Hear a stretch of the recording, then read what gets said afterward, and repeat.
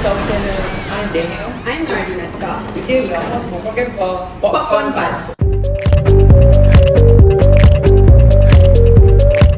Hey guys, do you know about the viral movie that is going around right now? Oh, what movie?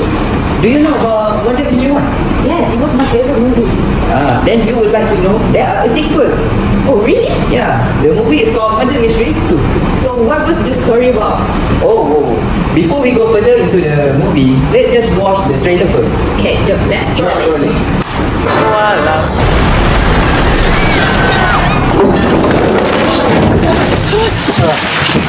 Bonjour. Yo, Raja. Nick, the Have you ever seen anything like this? A gift box. How handsome are you, man? I only have eyes for you. Oh. And now it's time for Gloom! Mr. Maharaja. This is a distraction. From the escape. Wow, it was the best trailer I've ever seen.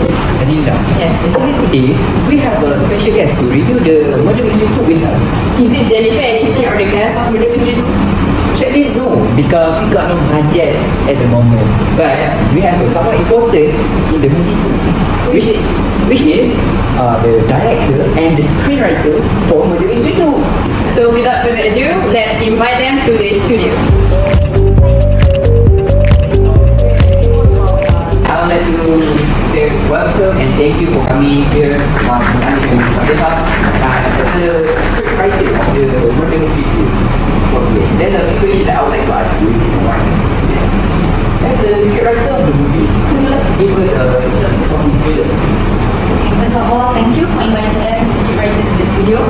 And for the synopsis of the film, I can't really go on until the end. But what can I say about Murder Mystery 2 is, if you watch the Murder Mystery 1, they are quite the same. The storyline is quite the same, but we add on some elements of more mystery to it, and also we make it very, very complicated plot twist kind of thriller. But at the same time, we still keep the comedy action genre in that movie. So for Murder Mystery 2, this story is more about them, Nick and Audrey. But now they are being a private investigator. We all know they are a former hairdresser, and also Nick was a police officer that is going to be an investigator, but he is not. Then when in this Murder Mystery 2, both of them quit their jobs and do their own firm on the private investigation. So in this movie, it started when Maharaja is also from the Murder Mystery 1, we bring back the character. And another character was the colonel character, which we bring back into this Murder Mystery 2 so that we can see the flow or the continuous of this film. And it started when Maharaja invited them for a wedding, for his own wedding on this private island. So Nick and Audrey has this sense of wanted to go because it was their old friend, and also we can see that they wanted a new adventure since they have already been so long since their holidays. And to make it very interesting, this time Maharaja said that he will sponsor all of their trips to his private island. So from that is the starting point of the film, of the adventure, of the mystery that is going to happen in that movie. So I'm not going to tell further what happens there, but as we know, Nick and Audrey like to solve mystery, and there is something going to happen at that private island that is going to be solved by Nick and Audrey. And there is also an additional of an agent, I can say something like police or FBI agent, that is going to help them throughout the case. And at that situation, it created a conflict whereby which one should handle the case, and who handled the case better? Is it Nick and Audrey or the agent or the government agency? So for me, in Murder Mystery 2, I can do a conclusion that it is more fun than the Mystery 1, obviously. And even though the directors are different, but as I can see, the storyline is quite the same, with more adventure, more thriller, and also more exciting scenes for you to laugh about. So I think that's all about the synopsis that I can share with all of you. Yeah, I see. Thank you, Miss Anna, for sharing. But after listening to Miss Anna's description about this film, I was a bit curious about the main stakeholder of this film. So I would like to invite Miss Director to the studio. Miss Director? But she was not here though. This for it.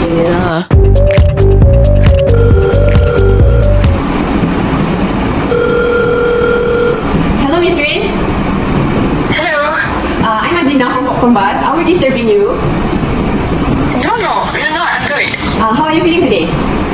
So, like I said, I'm good, and I was on a trip to film my upcoming movie. So we are about to interview you about your movie. Okay. So may I know who are the main stakeholder of your film? Oh, excuse me, which movie? Oh, wait, let me on my camera so that we can have a proper conversation. Okay, Miss Jane. Miss Rin, now we're gonna bring you live on our big screen. Let me set up my camera real quick. Does angle okay? Yes, perfect. Hi guys, I'm the director of the Murder Mystery 2. I am Yuri Nadira. So, I'm so sorry I couldn't make it to the studio with all of you guys. So unlucky of me not being there. But hey, let me fire this laptop real quick and get back to you with the two main stakeholders.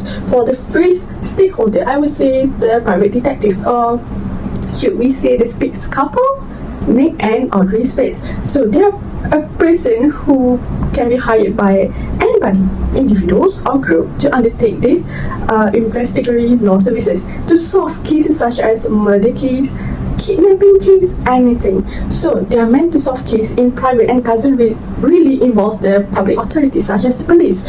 So in this movie, the Spitz couple are trying to save their friend Vikram, also known as the Maharaja, from being kidnapped.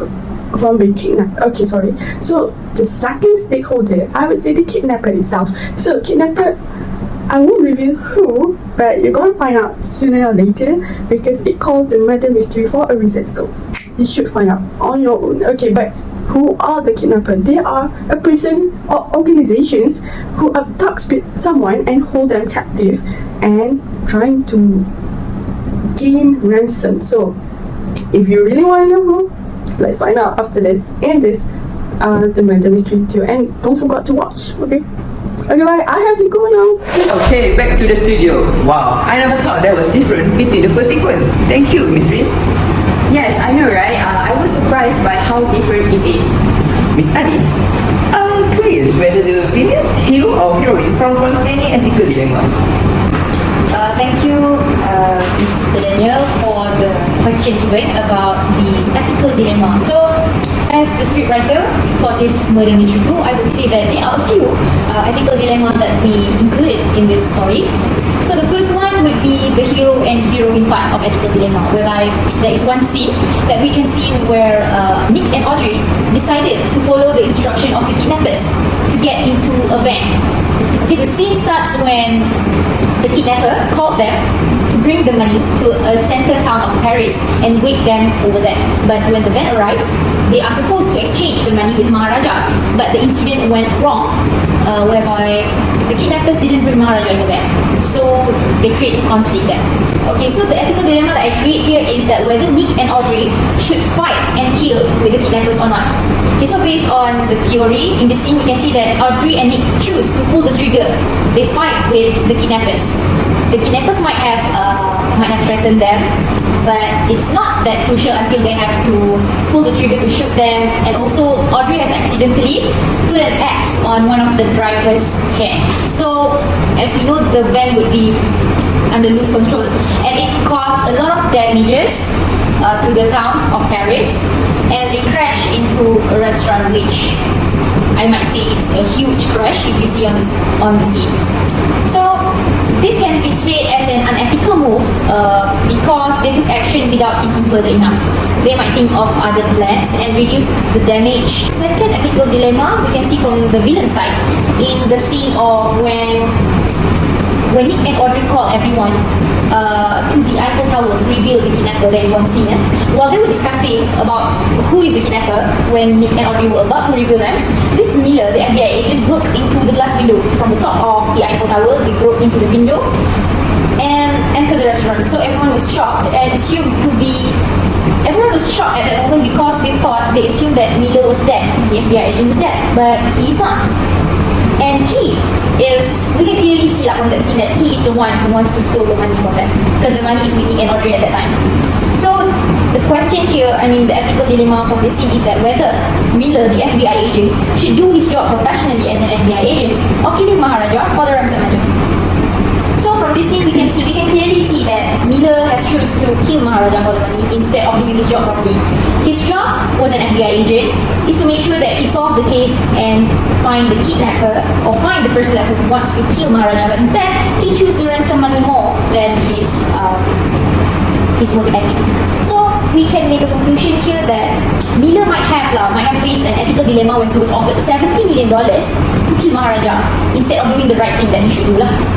So I think in that movie, for me to explain here, there is two point of view in my perspective from the scene of the movie. Wow, I did not expect that to have faced to very dilemma throughout the movie.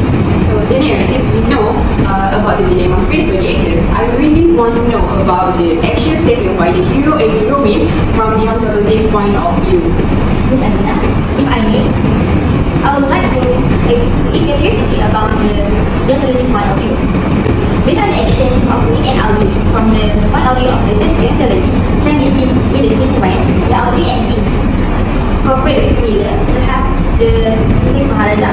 Before the Nick and Audrey meet the kidnapper, Miller gives the instruction to them so that they will not ruin his plan to save Maharaja. According to the Miller's plan, Audrey and Nick should not follow the kidnapper to the same evaluation. After being treated by the kidnapper, Nick and Audrey disobey the instruction and follow the kidnapper to the same evaluation. This action is unethical because the action taken by them caused a lot of trouble, not just for themselves, but also the people in the public, which is not involved in that situation.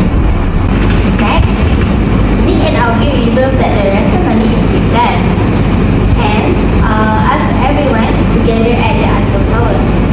On the scene, we can see that Audrey and Nick have a sense of responsibility to save Maharaja. They could just run with the ransom money and expand their PR business using that money, since no one knows where the ransom money are. Instead, they decide to reveal the kidnapper and the master plan behind Maharaja's kidnapping plan.